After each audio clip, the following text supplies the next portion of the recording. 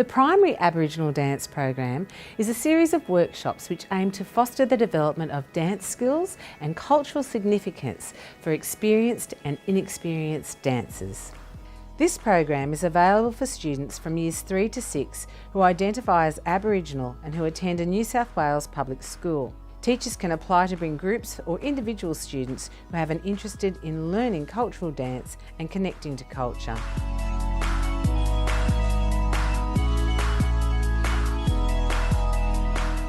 During the workshop, students will learn a range of skills in dance movement which draws on traditional elements as well as contemporary Aboriginal dance and Torres Strait Islander dance.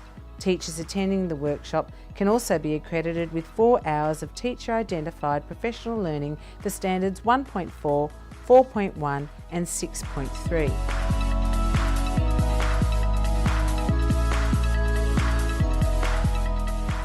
Teachers can apply online at the Arts Unit website on the Dance Workshops Primary Aboriginal Dance Workshops page.